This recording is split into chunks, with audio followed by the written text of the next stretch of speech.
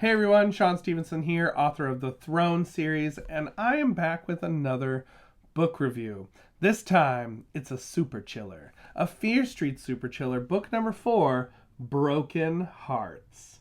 This was my Valentine's Day read. I read this during Valentine's week, and it was a lot of fun. I have a lot of thoughts about it though. And I like I said, this was my first super chiller, and so I didn't know what to expect from a super chiller. There definitely was a way higher body count than I was expecting. There was a lot creepier stuff that happened, and I thought it was well done. There is some interesting structure to this book, which I am going to get into in a little bit. But first, what's this one about? So this book, it starts off with some friends who they go horseback riding, and there is a terrible, terrible accident.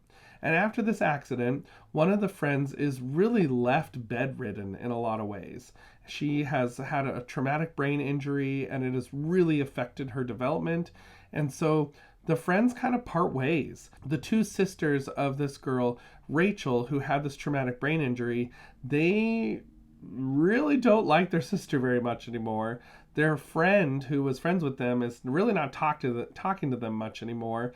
And the younger sister, Erica, is really the one left taking care of her older sister because her parents just don't have money for an in-home nurse to take care of their older sister who now has this brain injury. So as Valentine's Day approaches, the other sister to Rachel, the older one, she starts to get some Valentines that are a little creepy. In fact, they say things like roses are red, corpses are blue. On Valentine's Day, you'll die too. And as she gets these creepy Valentines, she's wondering what's going on, and then things take a turn, and the bodies start to pile up. And it is an all-out mystery to the very end. Who is behind this? What is going on? And what exactly are the motives for the killer? There are a ton of suspects in this book, which I loved. I really loved it. One of the things my brother and I talked about after I finished reading this, I called him. I told him when I was a couple chapters away from the end, I said, all right, get ready by the phone because I'm almost done. And I'm going to call you as soon as I finish so we can talk about it. And one of the things we really loved about this book was that you just don't know who it's going to be until the end because there are so many people who could be a suspect and even people that you think are suspects who might end up dead.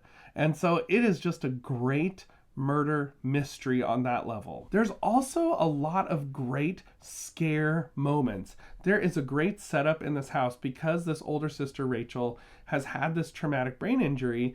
They have an intercom system set up in this old creepy house that goes to all the different rooms. And so there are tons of creepy things that are done with this intercom system where people are talking to each other. Or are they? And there's like breathing through the intercom. It was so great. Such a great atmosphere for it, for this house on Fear Street. So there's also some time jumps in this book, which is interesting. There's kind of an initial Valentine's Day and then a second Valentine's Day where things happen and different things happen. So you have this time jump, you have a lot of characters. You also don't really have a main character, which is really interesting. It's really an ensemble story because you have quite a few different characters who the story is told through their POV. So there's no first person point of view in this book. It's all told in third person point of view, but it's all really well done in kind of leading you to wonder who is behind what. You don't know if you're ever in the killer's point of view. You don't know who is the killer. There are some great red herrings throughout the book. It just is so well done. I thought the final climactic scenes were really great as well. And the reveal of the killer was so well done because I thought I had it figured out. I thought, oh, it's this person, I bet you. And then there was a thing that I thought, oh, it is that person maybe. But then it twisted on me and I thought, oh, what? I never would have expected so-and-so. So that was a great, great twist. And like I said, you just can't guess because there's so many suspects, so many good clues, so many red herrings. It just leads you on such a great journey throughout this book. So I will say it is a creepier one because of all these Valentines that are being sent to the main character. She just gets these Valentines that are so disturbing and creepy. There's a lot of menacing moments, and I think that they do a good job throughout this book of portraying each character's different feelings about this situation, this horseback riding situation that took place, because everyone reacts very differently to it, and they kind of take different stances on what happened, on how it happened, on who should be responsible for it. And I thought that that was a really, really well done piece of it.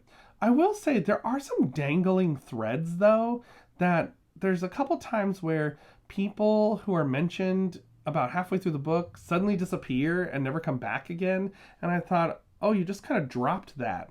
And I thought, well, okay, you didn't do anything with that character, but you kind of set it up to be something. So I don't know if you're planning on writing another book or what's going on.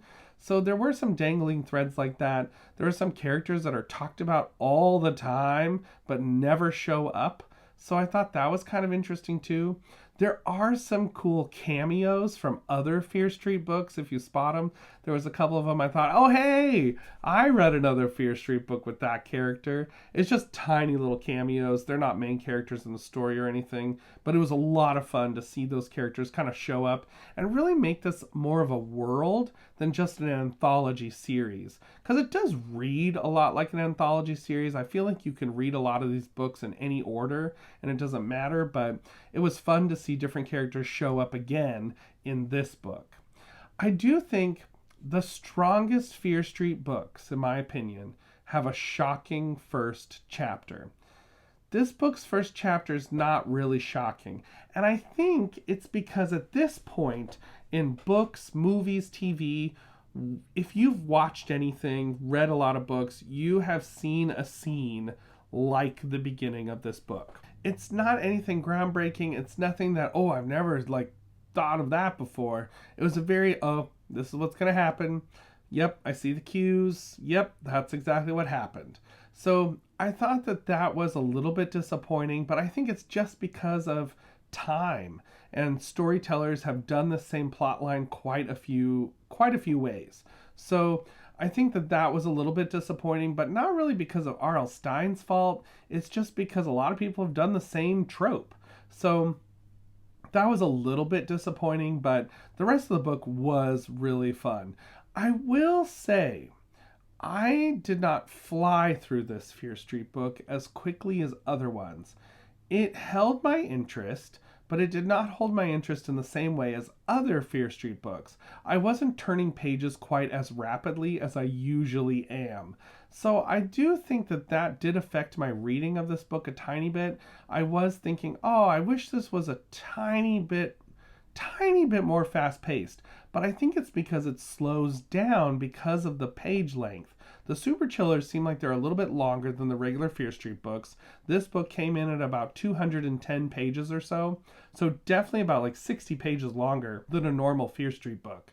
So you have that extra plotting to do. You have some extra character development to do. Some extra characters here, more than normal. So there is a little bit of filling the pages with that, but I don't think anything was wasted. There was never any moments where I thought, oh, okay, let's get back to the action. Let's get back to what's going on. Everything seemed to fit really well. It just was a tiny bit slower paced than some of the other Fear Street books, which are a little more quick moving and a little more plot focused than this book. So I think, like I said, though, the ending was great. Motivation for the killer was great. There was just a lot of well done stuff here. And the final ending climactic scene was real chilling. Maybe literally.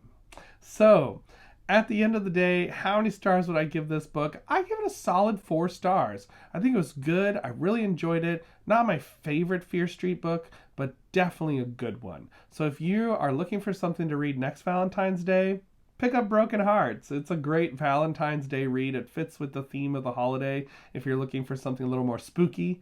So that is a great pick in my opinion. Have you read this book? Have you read any of the other Super Chiller Fear Street books? Put it down in the comments below. Let me know what you think about this. And until next time, keep reading, everybody. Bye!